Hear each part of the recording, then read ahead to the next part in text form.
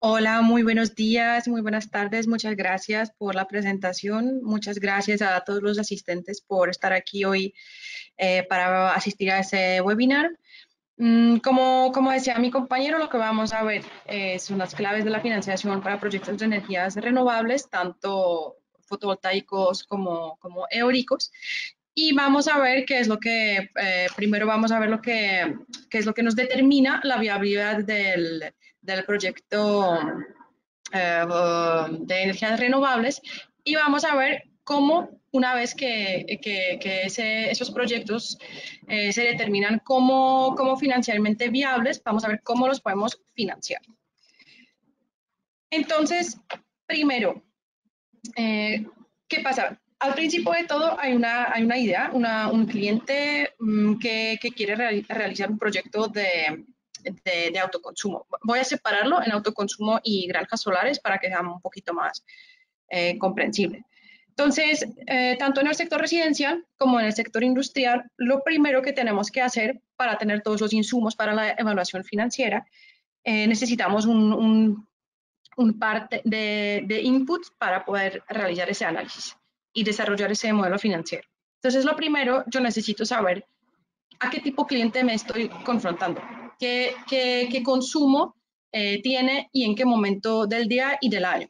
Para eso normalmente yo le solicito una factura donde saco toda la información para ver cuánto está pagando por energía y en qué momento la está consumiendo. Eso es muy importante porque, como sabemos, la energía solar la estamos generando pues, la mayor parte durante el día, pero el consumo tanto de las personas como de las industrias no siempre copia la misma curva.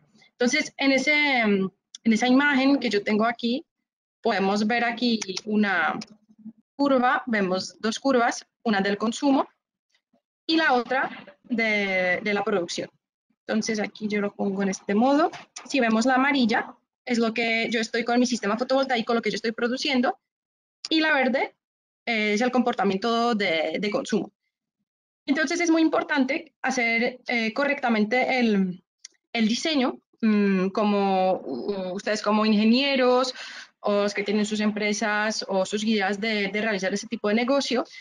Yo tengo que hacer muy bien esas curvas porque aquí, en esta parte, eso es justamente lo que yo voy autoconsumiendo, ¿cierto? De esa parte a mí se me trata.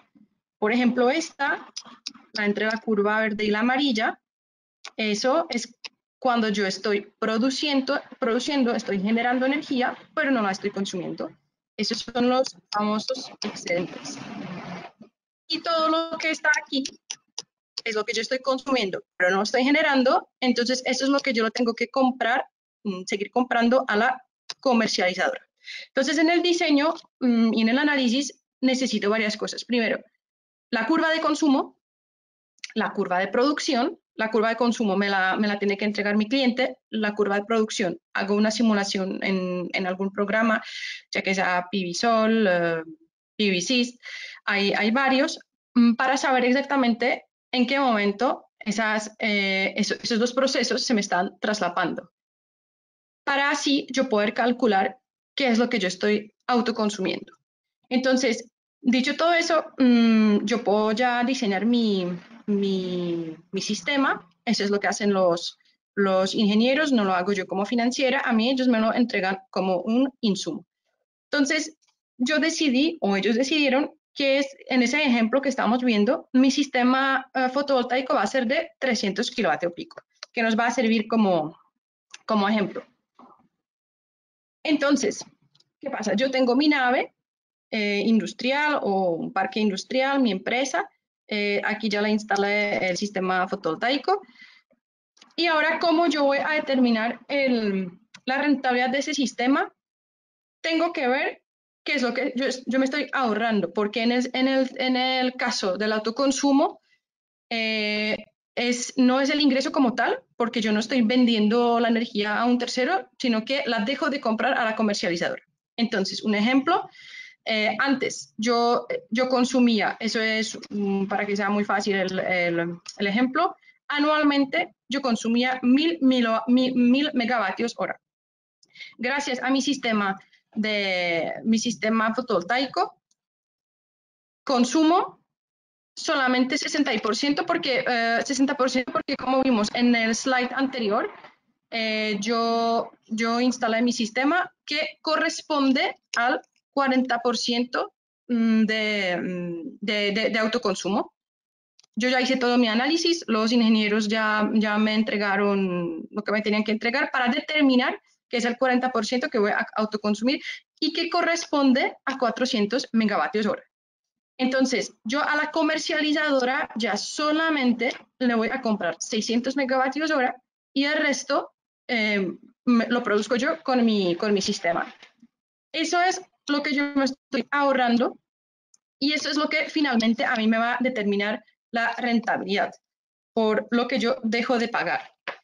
Entonces, otra vez, ahora cómo lo calculo, tengo mi sistema de 300 kilovatios pico y yo hice una estimación que eso me podría, que eso podría costar $200,000. Lo tengo en dólares porque estamos conectados de diferentes países y creo que pensar en dólares es como lo más adecuado para que todos estemos alineados. Entonces, obviamente ese precio va a cambiar de un país a otro, pero en un promedio podemos hablar de ese monto.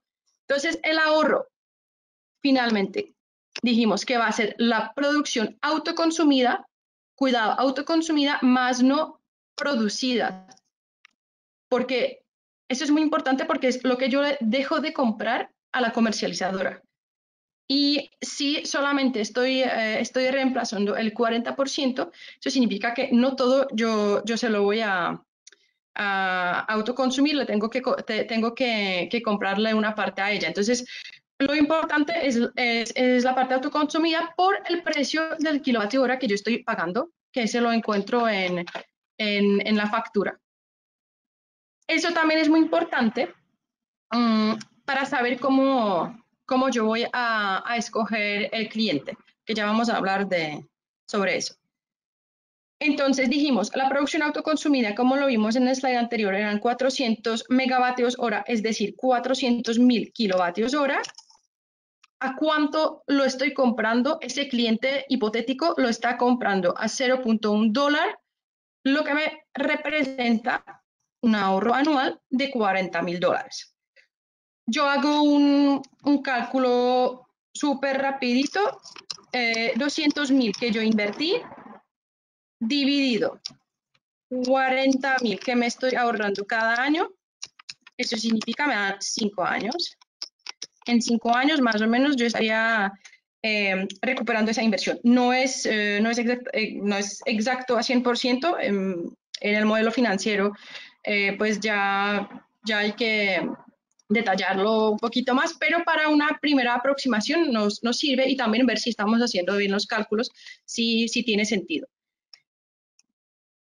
Entonces, para seguir en esa labor que estamos haciendo y determinar la rentabilidad, si es rentable, entonces, desde el punto de vista financiero, si es viable, tengo que construir un flujo de caja.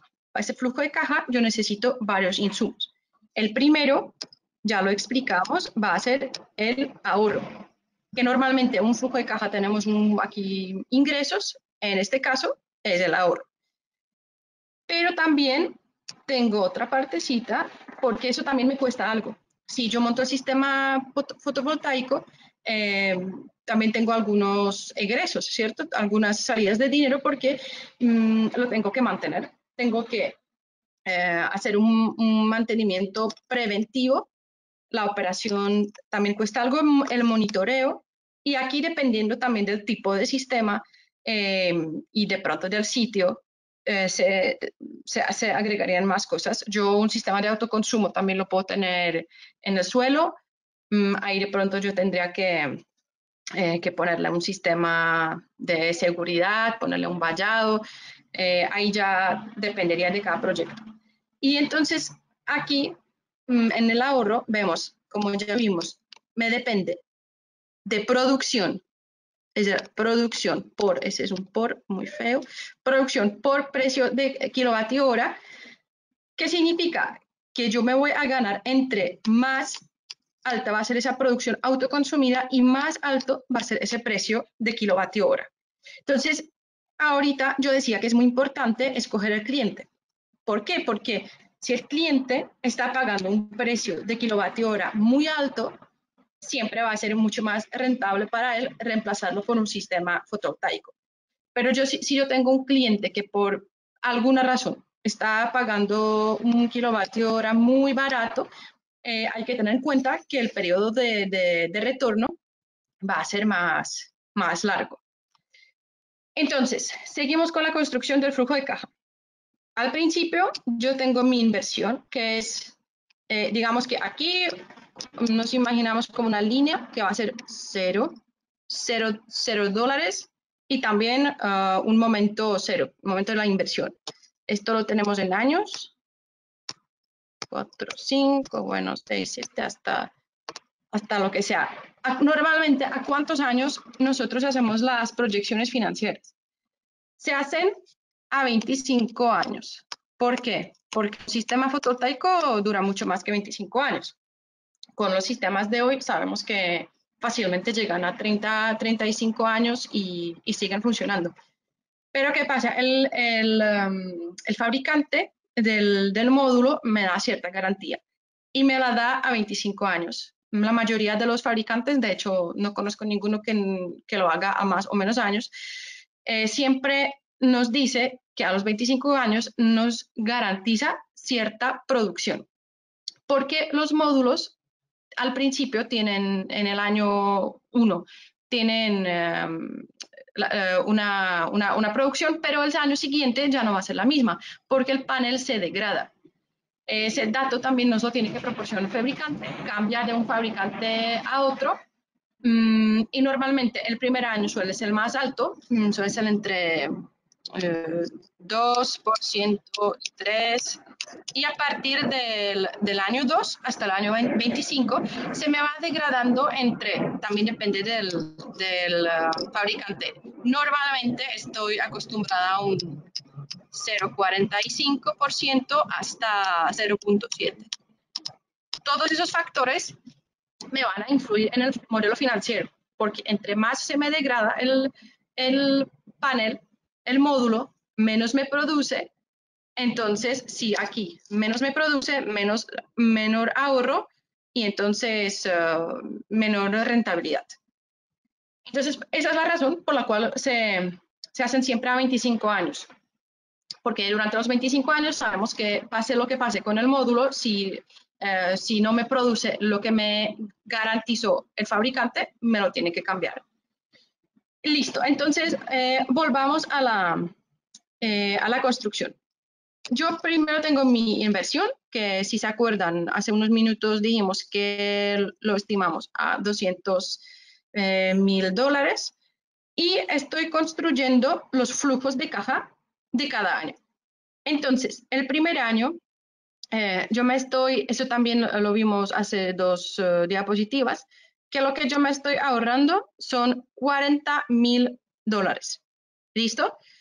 Eso me ahorro, eso lo veo yo como un ingreso, pero tuve que pagar $3,000 por todo lo que es operación y mantenimiento. También es una estimación, obviamente cambia de proyecto a proyecto. Entonces, si yo empiezo a ver cómo está mi caja, que al principio está negativa, yo saqué de mi caja 200,000, pero el primer año me entraron 40 y me salieron 3. Entonces, me quedaron 37. Si yo hago menos 200,000 más 37, ahora estoy en menos 163. Y así sucesivamente. Por simplicidad, ven que yo tengo todas las cajitas de ahorro, las tengo iguales, pero eso no siempre tiene que ser así. El ahorro, como decíamos, depende del precio del kilovatio hora. Entonces, en países, por ejemplo, inflacionistas o donde fluctúa mucho, pueden ser más altos o más bajos. Y la producción me va a depender de esa degradación. Entonces, esto normalmente va a ir bajando un poquito, pero depende de cada país y de cada sistema. Eso para simplicidad no lo quise complicar y suponemos que siempre va igual. Por eso también aquí siempre le voy a ir sumando los mismos 37.000. Entonces, ¿qué es lo que yo quiero ver? Quiero ver en qué momento mi caja ya no es negativa, porque aquí es negativa todavía, pero cada vez tengo, cada vez es menos negativa, eh, hasta llegar aquí en el año 6. ¿Qué pasa? Que ya aquí pasó por la línea, esa línea que trazamos aquí de cero, y ya empecé a tener ingresos positivos. Ahí ya mi caja es positiva y a partir de ese año solamente voy ganando dinero. Entonces ese momento es muy importante, siempre lo queremos analizar porque ese es el momento de retorno o el payback o punto de equilibrio, depende, lo podemos llamar de varias maneras, lo importante es saber de qué se trata. Listo, sigamos. Eso era el caso, lo que vimos hasta ahora, de autoconsumo. Ahora, ¿qué tal si yo hablo de una planta solar o eólica? Va a ser un poquito diferente. Entonces, ya no estoy hablando de un ahorro, ya estoy hablando de ingresos, porque yo voy a generar energía y la voy a vender directamente ahí, bueno, pasando por la alta tensión, la voy a inyectar y la vendo directamente en el mercado mayorista. El funcionamiento del mercado mayorista es diferente en cada país, entonces, pues no me voy a centrar en los detalles del funcionamiento porque tendríamos que hablar de muchos mercados, pero normalmente lo que pasa en ese mercado mayorista, tengo toda la energía que entra, no solamente la solar y la eólica, cualquiera, y lo que me está generando a mí la oferta de la energía en la bolsa. Y al otro lado, yo tengo los clientes que son las comercializadoras, las que finalmente le llevan la energía al cliente final, o las grandes empresas que son tan grandes que directamente compran en bolsa.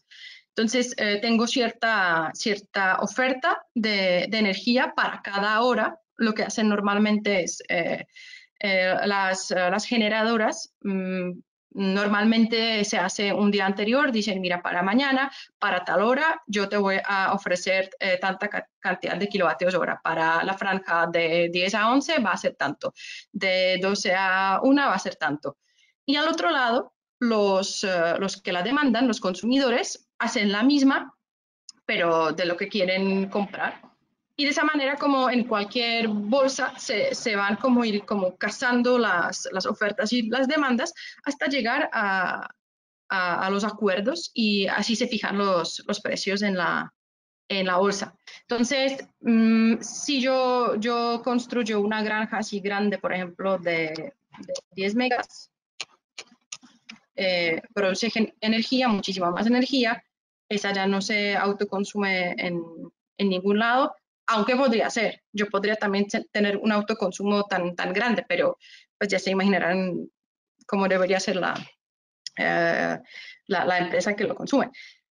Listo, lo vendo y me ingresa dinero por la venta.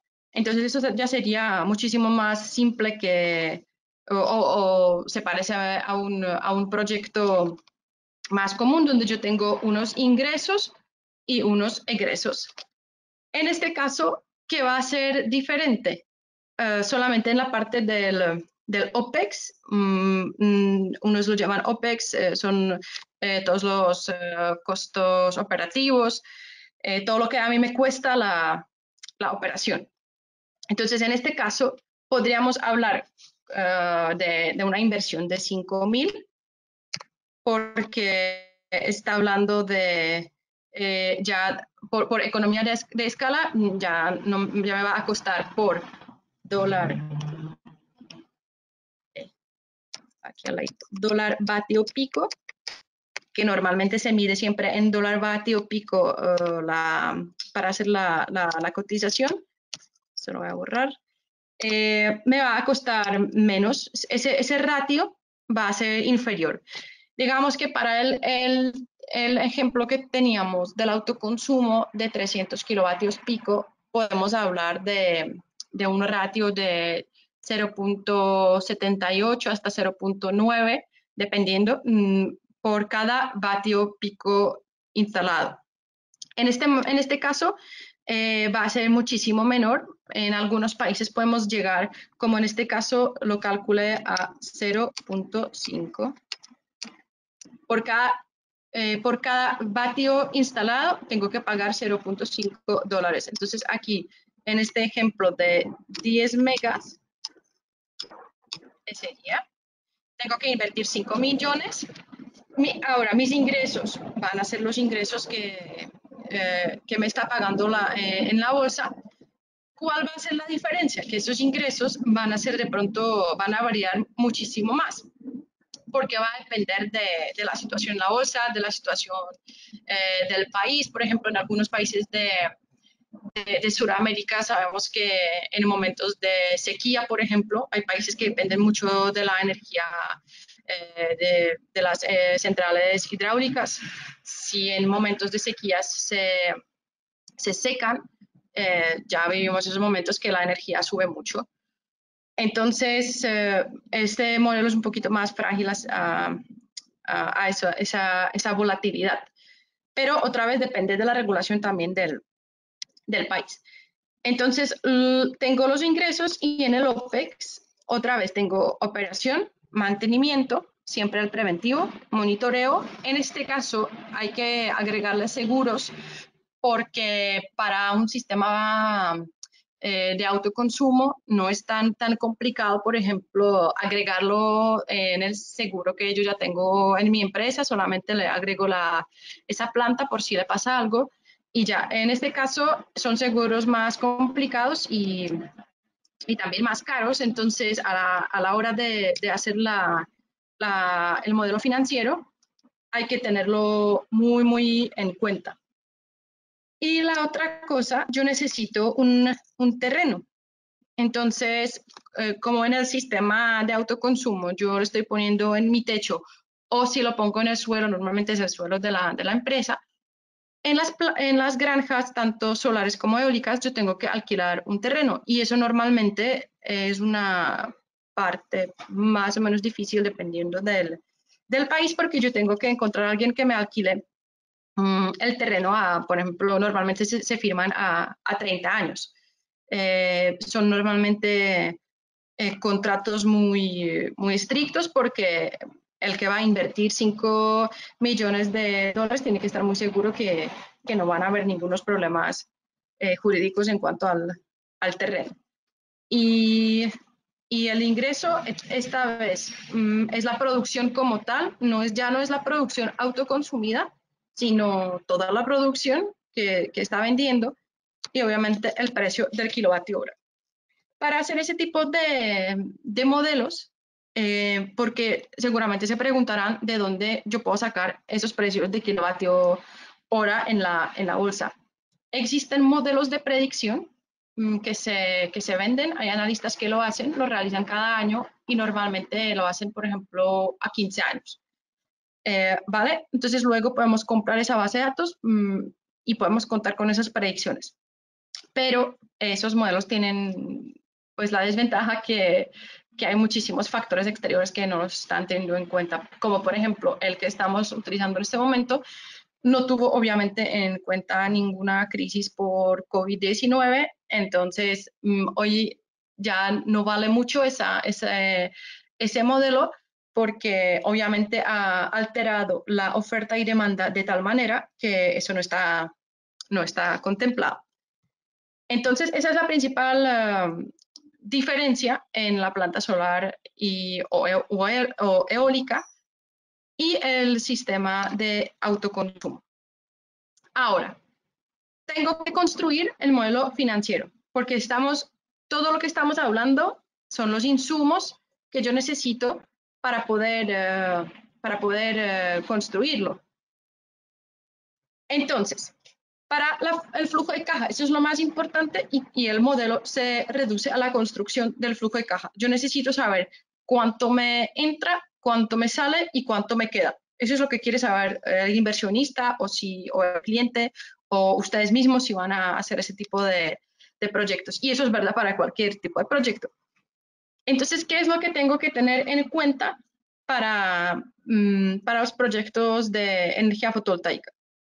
Tengo que ver la inversión inicial, ya que sea el sistema de autoconsumo, que sea una granja, siempre hay que ver normalmente, perdóname, se hace por el contrato EPC, llave en mano, donde yo ya estoy contemplando todo. Entonces, lo que yo les decía, normalmente para comparar proyectos entre sí se comparan por los ratios. Voy a escribirlo aquí, es el ratio de dólar por vatio pico.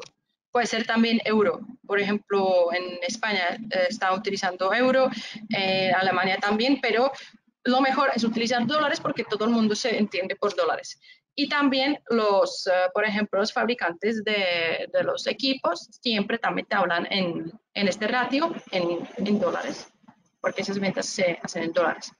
Entonces, es muy importante siempre tener en cuenta y en cabeza ese ratio de mi proyecto para poder compararlo con otro, porque yo no puedo decir que un proyecto cuesta 8 millones, otro proyecto cuesta 5 millones y entonces es más barato. Siempre hay que verlo en el ratio porque es muy difícil si yo te digo uno de 12 megas me costó 8 y otro de 13 me costó 10. Así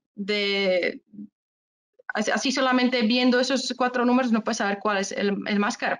Entonces siempre los inversionistas siempre quieren saber el ratio de dólar vatio pico. Eso es muy fácil. Una vez yo tenga el precio del contrato EPC que me incluye todo, lo divido por la potencia instalada y obtengo este ratio. ¿Qué es la otra cosa muy importante? Definir la estructura financiera. Es decir, qué parte yo voy a financiar con mis propios recursos y qué parte voy a pedir, por ejemplo, una deuda. Eso influye mucho en el modelo porque en el caso de tener deuda tengo que tener en cuenta los intereses porque eso es un gasto adicional que hay que tenerlo en cuenta. Algunos lo olvidan, pero no se puede olvidar porque realmente es lo que a mí me cuesta. Alguien que tiene todo el dinero disponible y uno que se tiene que endeudar no van a tener la misma tasa de retorno, no va a tener la misma rentabilidad. Luego, para la construcción de la caja, necesito el OPEX, que ya dijimos que son todos los gastos operativos y los costos, y los tengo que proyectar. Yo mi flujo de caja lo necesito a los 25 años. ¿Cómo los proyecto? Esa es la gran dificultad de hacer los modelos financieros. Porque yo tengo que decidir si hoy una empresa me está cotizando que toda la operación y mantenimiento de una planta me va a costar 50.000 euros anual. ¿Yo cómo voy a saber cuánto voy a pagar dentro de 5 o 10 años? Entonces hay que tomar ciertas decisiones para ver cómo lo proyecto. ¿Proyecto con la inflación? ¿O podría yo de pronto firmar algún contrato a más largo plazo, asegurarme el precio? Posiblemente. Eso también va a depender de cada empresa, de lo que quiera el cliente y de cada país. En los países que tienen una inflación muy alta, que es el caso de muchos países en Latinoamérica, hay que tener eso muy, muy en cuenta porque obviamente me va a cambiar muchísimo el valor de mi proyecto. Lo mismo lo tengo que hacer con los ingresos. También lo tengo que proyectar. ¿Cómo llego a los ingresos? Otra vez, ya lo dijimos varias veces, es mi producción multiplicada por el precio de venta. Entonces, yo tengo que proyectar la producción. ¿Cómo lo hago? Aquí yo, en esta parte, toda esa tablita que ven aquí, yo les hice como un pantallazo de un modelo financiero real para una granja justamente de 10 megas y hay que proyectar la producción a 25 años. ¿Cómo lo hacemos? Normalmente me sale el primer año que ven aquí. Eso es lo que me sale de la simulación, ya que sea PVSOL, PVSys. Esos son los dos únicos con los que trabajamos. Hay seguramente más. Lo malo es que normalmente los bancos, por ejemplo, hablando sobre todo de las granjas solares grandes, cuando se necesitan deudas muy altas, solamente admiten PVSys. Digo que es un problema porque el PVC es la licencia es bastante cara. Entonces es esto. ¿Cómo lo proyecto? Con la degradación. La degradación que me la dio el fabricante y es importante porque él me la asegura. En este caso, en este ejemplo, estos son unos módulos de Jinko, que todo el mundo conoce Jinko, uno de los fabricantes Tier 1, y él nos aseguró para este proyecto concreto que el primer año se degradan la producción 2.5 y luego 0.55. Entonces, de esta manera, yo tengo la producción a los 25 años. El precio de venta, en este caso nosotros, como es un proyecto de hace unos meses, utilizamos la proyección de los analistas, que yo les decía que es una base de datos que se compra, y así yo puedo proyectar mis ingresos. Entonces ya tengo aquí a la derecha, tengo también un ejemplo de un PIG o estado de resultados. Cada país lo llama un poquito diferente, pero es la parte importante para ver este proyecto que realmente me está generando y a los inversionistas. Entonces, ya tengo proyectado los ingresos. Yo aquí puse solamente 5 años porque pues obviamente eso sigue hasta el año 25, pero no me cabe y no tiene sentido. El OPEX también lo tengo proyectado.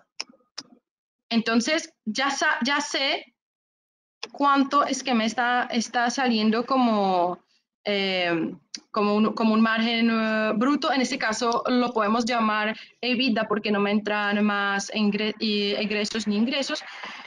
Y veo más o menos un primer margen que me está generando ese proyecto. Luego, la planta hay que depreciarla, hay que contar con una depreciación. Eso ya sería un tema más contable, pero solamente para que vean que es un ejercicio que se hace serio. También, en este caso, como se cuenta con una deuda, uy, lo hice mal, lo hice feo.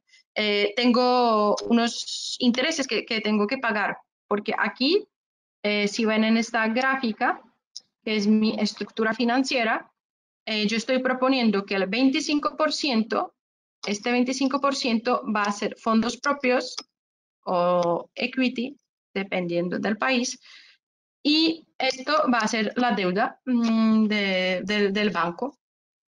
Entonces, ¿cómo tengo que recurrir a ese préstamo? También tengo unos gastos adicionales financieros. Y todo esto tengo que pagar impuestos, obviamente, y llego ya a un resultado neto. Esto es lo que le interesa a los accionistas, los que, por ejemplo, invierten en el proyecto. Esto es lo que quieren ver, cuánto es que les está dejando el proyecto. ¿Vale? Entonces, todo eso lo construimos en el modelo financiero, que obviamente eso se aprende en las clases paso a paso. Listo. Entonces, una vez yo ya determiné que mi proyecto es viable, aquí a la izquierda tengo la gráfica, donde es un poquito lo mismo que les mostraba al principio, pero de una manera un poquito diferente. Pero en el año cero, mi inversión, estos son los flujos de caja. Aquí veo cómo se me está acumulando mi caja y el momento en que yo recupere la inversión en este momento. Y aquí a la derecha, mi flujo de caja, que eso también es siempre muy importante, tanto para los inversionistas como para los bancos, para prestarme. Ellos quieren ver que yo esté generando suficiente dinero para poder devolverles a ellos tanto el capital como el interés. Y finalmente, yo puedo calcular la TIR, ¿cierto? La tasa interna de retorno. Eso es lo que a mí me va a definir si mi proyecto es rentable o no. Eh, en este caso, tengo dos de los inversionistas que pusieron sus fondos propios, entonces les está generando una tasa interna de retorno de 24%, y el proyecto como tal, independientemente de cómo se financia, tiene una tasa de retorno de 13%. Lo otro que se calcula, pero no es tan común, aunque siempre nos enseñan a calcular el valor presente neto, valor actual neto, como lo llamen, eso sería traer al valor presente todos los flujos de caja futuros.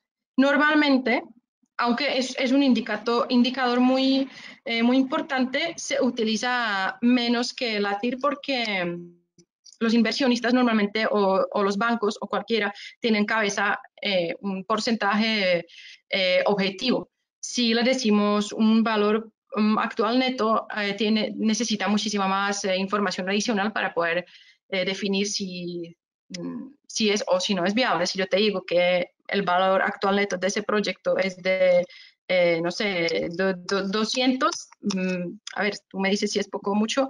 No, tienes que analizar más factores para saber si vale la pena o no. La TIR no miente nunca.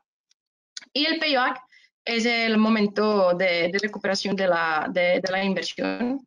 Entonces, en ese caso sería un 6 punto algo, digamos, de 6.5, aunque en el Excel se calcula de una manera precisa. Listo. Yo ya determiné que mi proyecto es viable. Ahora, ¿qué necesito? Necesito buscar esa financiación de la que estamos hablando.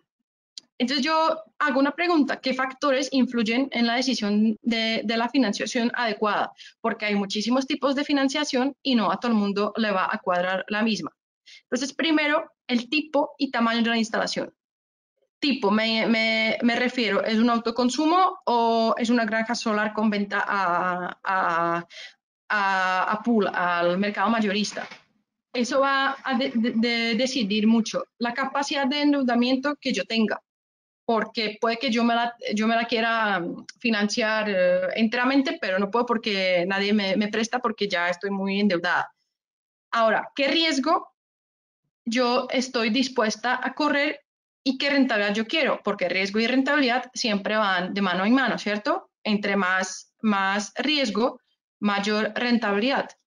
No es lo mismo invertir en algo que tiene alto riesgo y también alta probabilidad de ganar, pero también de perder dinero, que invertir en algo que no gano mucho, pero seguro. Entonces, ¿qué posibilidades tenemos?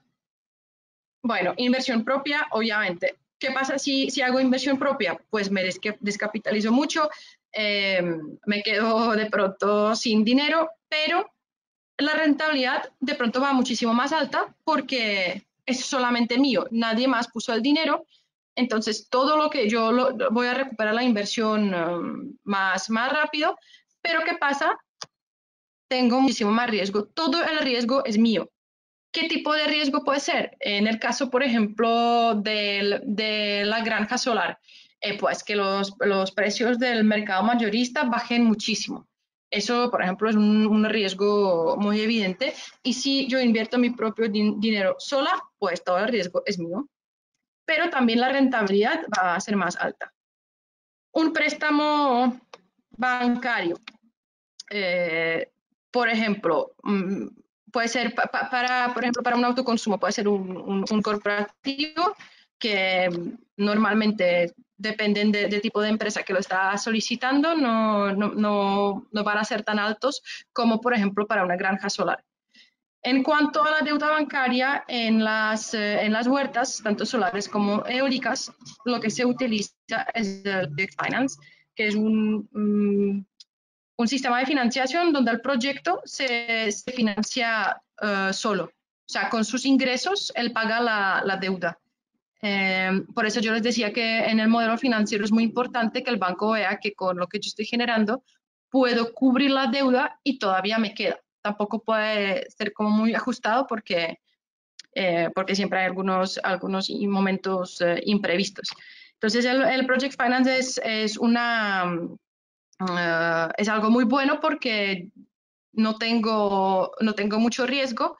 Para eso normalmente existe una figura especial, se llama SPV, una sociedad vehículo.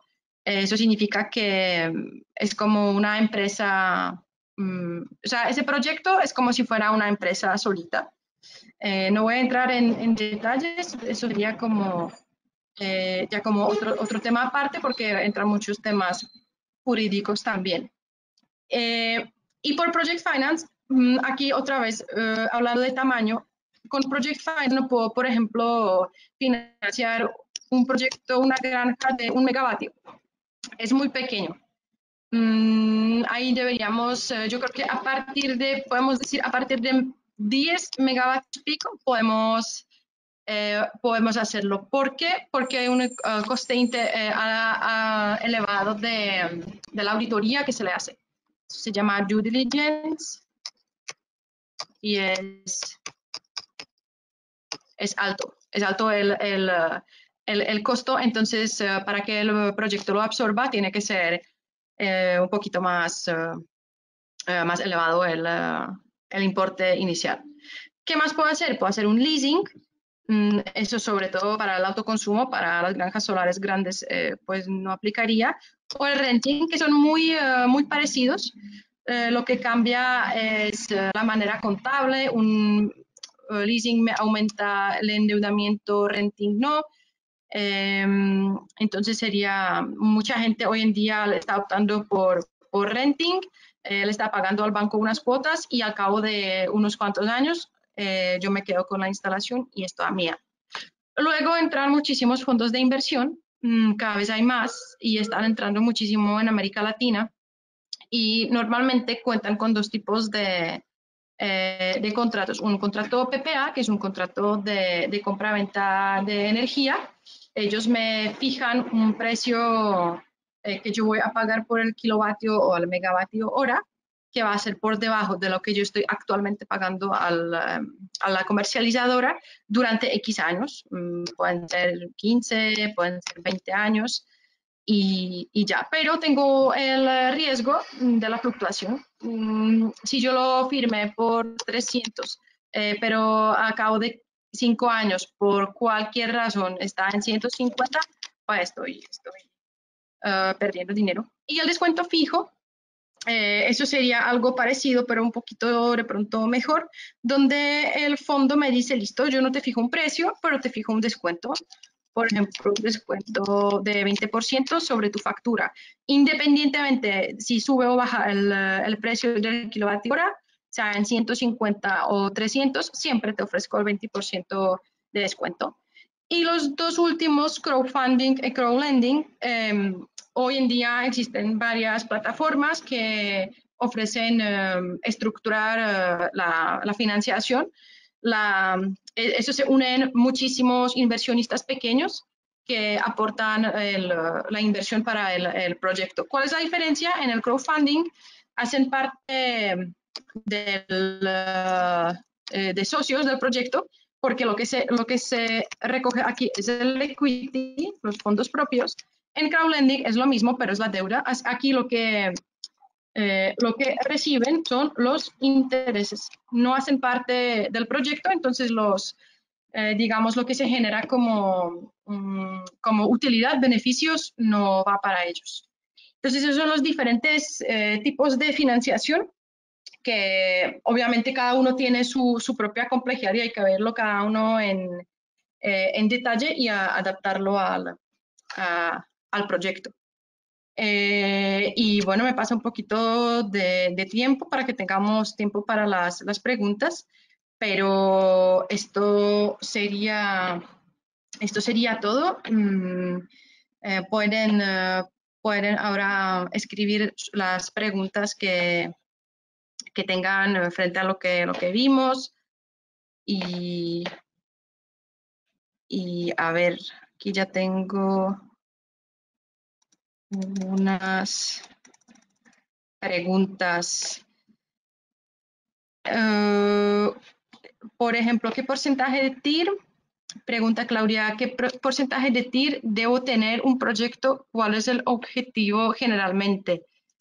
Eso depende muchísimo del país. Por ejemplo, en España estamos hablando de un 8, 9, 10 hasta 12%.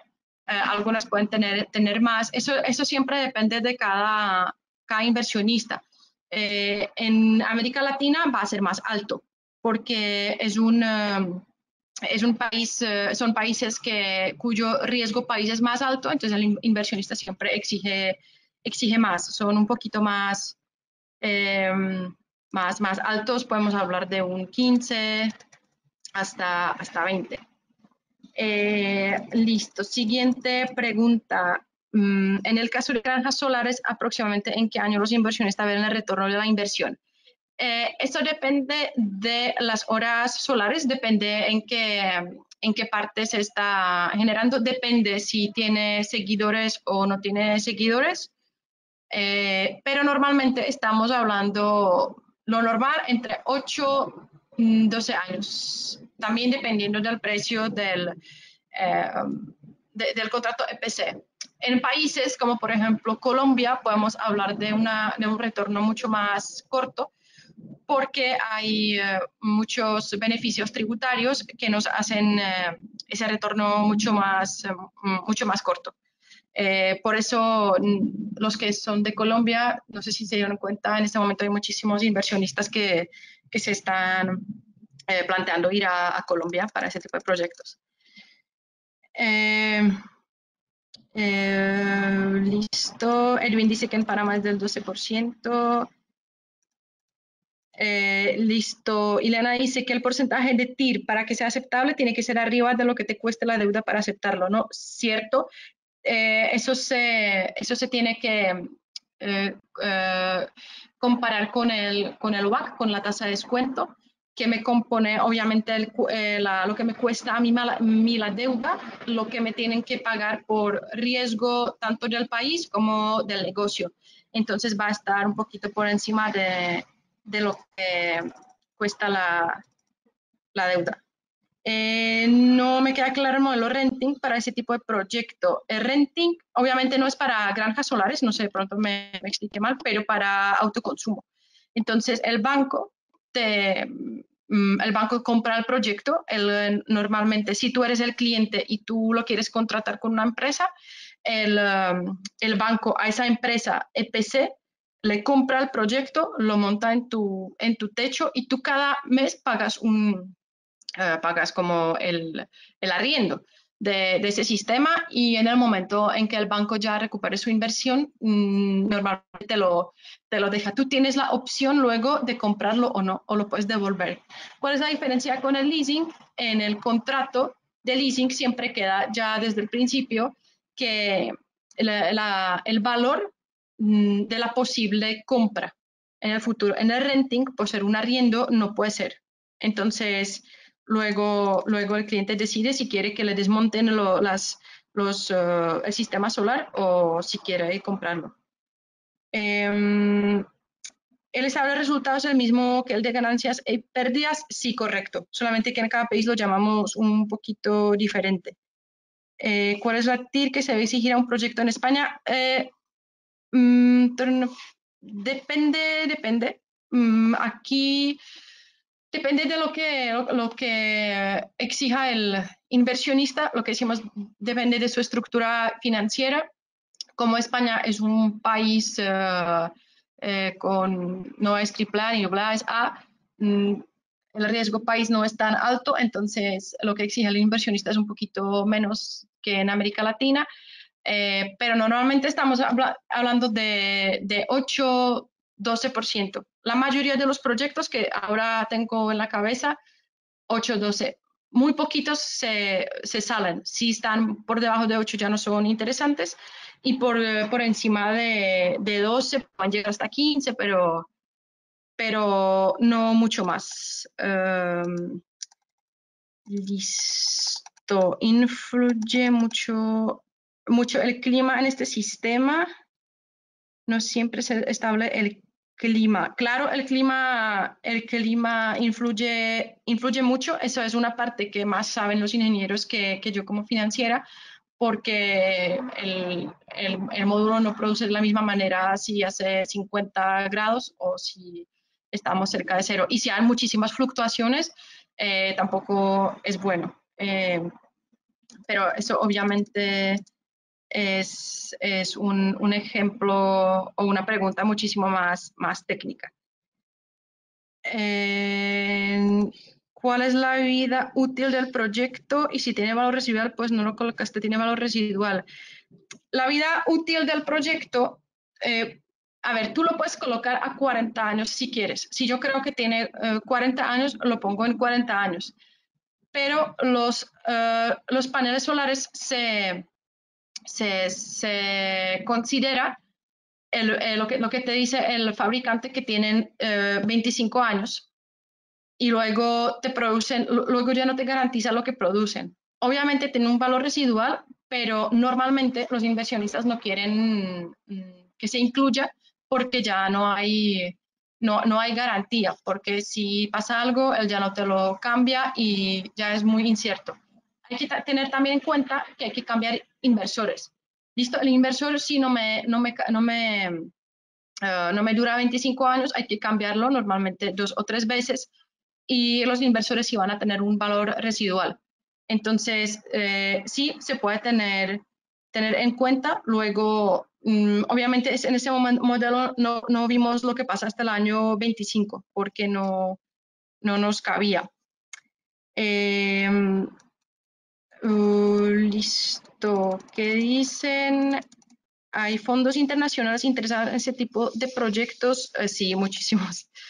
Hay muchísimos fondos internacionales. No sé de dónde eres, Camilo. Camilo Rodríguez me pregunta, pero de Estados Unidos, por ejemplo, llegan muchísimos, de España llegan muchísimos. Si quieres nombres concretos, escríbeme luego, si puedes, por LinkedIn, búscame en LinkedIn y lo hablamos, pero hay muchos, muchos. ¿Existe mucha diferencia entre un proyecto fotovoltaico y uno eólico? No sé en qué sentido, pero hay diferencia en el retorno. Los eólicos tienen un retorno un poquito más lento, pero un eólico dura muchísimo más, tiene una vida útil más larga. Es mucho más caro construirlo. No todo el mundo construye tan fácil un proyecto eólico como fotovoltaico. Pero la evaluación del proyecto como tal es muy parecida, solamente que no tengo en cuenta simulaciones y diseños de PVCs. Hay otros programas. Y no en todos los países hay buenas condiciones de viento, porque otra vez, eso es una pregunta un poquito más técnica, pero según lo que sé, lo que cuentan los ingenieros, depende mucho de las direcciones de viento. Entonces, en muchos países eh, no es viable. ¿Tienes modelos que estén disponibles en la web? No tengo, no estoy autorizada a compartirlo. Si quieres ver algo en algo puntual, también me escribes y vamos a ver si podemos verlo.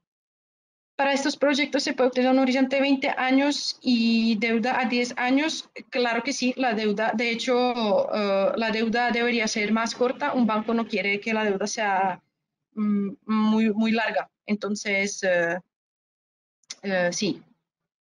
A ver, vamos a ver últimas preguntas porque ya casi tengo que terminar. En España sin incentivos tributarios, ¿en cuántos años se recupera la inversión y cuánto cuesta el kilovatio hora en España? El retorno de inversión en España está alrededor de entre 7 y 9 años. Depende de dónde se construye la granja, cuánto cuesta el EPC. Hay empresas que lo están ofreciendo a un muy buen precio y otras que no tanto. Entonces, en eso influye en las horas solares. Entonces, hay, por ejemplo, todo el sur de España que tiene horas solares muchísimo más elevadas que en otra parte. Y me dices cuánto cuesta el kilovatio hora en España. No sé si te refieres al kilovatio pico. Si te refieres cuánto cuesta el kilovatio hora, no lo sé. Eso sería cada cliente lo que está pagando es diferente. Si estás preguntando por el ratio de kilovatio pico, es lo que yo estaba más o menos diciendo. Depende del rango de tamaño del cual estamos hablando. ¿Existe algún software que pueda entregar un estimado horas de sol de un lugar específico?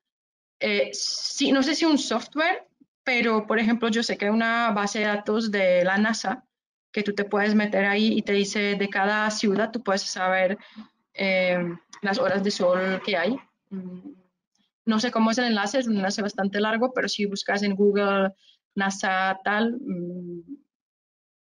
lo debes encontrar. Si no, también si quieres me escribes y te mando el enlace. Dijiste que la rentabilidad en Colombia era mayor en España. Pregunta Erika, sí. La rentabilidad es mayor en Colombia, en España, por varias razones, por todo lo que hablábamos. Sobre todo en este momento por los beneficios tributarios, porque de verdad son muchos y son muy buenos. Eso sería como para otro webinar completo, pero influyen mucho en los estados financieros, en la utilidad final y es impresionante. Entonces, ya se me acabó el tiempo. Igual no sé si me salté alguna pregunta. Obviamente, si tienen, si tienen algunas preguntas adicionales, o pueden contactar a Ealde o me pueden contactar a mí a través de LinkedIn. Y nada, muchísimas gracias a todos por asistir y nada, espero que nos volvamos a ver en otros webinars. Muchas gracias a todos. Hasta luego.